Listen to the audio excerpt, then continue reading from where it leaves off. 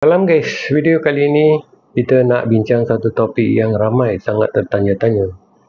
Betul ke tayar buatan Cina ni tahan lama dan selamat digunakan? Kalau anda tengah cari tayar baru tapi bajet agak ketat, mungkin anda pernah nampak jenama-jenama dari Cina yang harganya murah. Tapi persoalannya, adakah ia berbaloi? Jom kita bongkar sama-sama.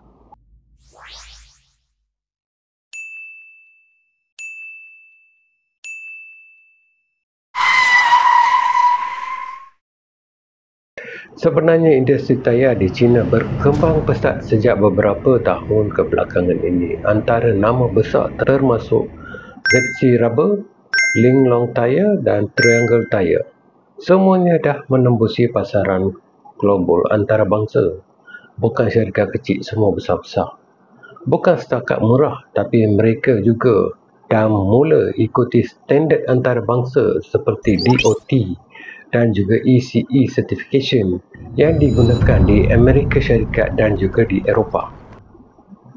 Jadi, dari segi asas, tayar buatan Cina ini bukan lagi sekadar murah tanpa kualiti, tapi ada peningkatan ketara dari segi teknologi dan juga keselamatan.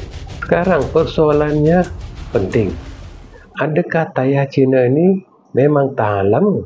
Jawapannya bergantung kepada jenama dan juga cara penggunaan.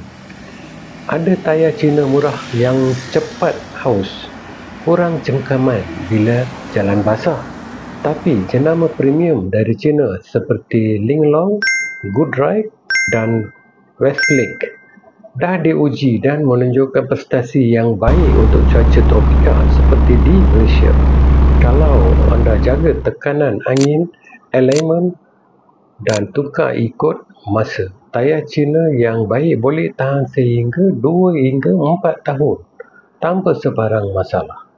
Sentiasa periksa tarikh pengeluaran, beli dari pengedar sah dan pastikan tayar ada pensijilan keselamatan antarabangsa.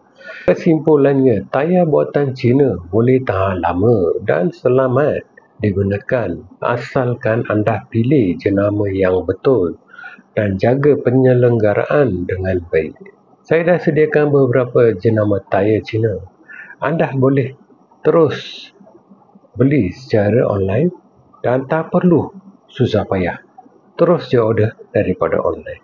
Kalau anda sudah pun menggunakan tayar Cina, anda boleh komen bagaimanakah prestasi tayar-tayar Cina ini. Jumpa lagi guys di video akan datang. Dan kalau belum lagi like, share dan juga langgan, sila like, share dan juga langgan saluran video Viral News Malaysia untuk update video-video yang berinformasi dan juga bermanfaat. Jumpa lagi guys.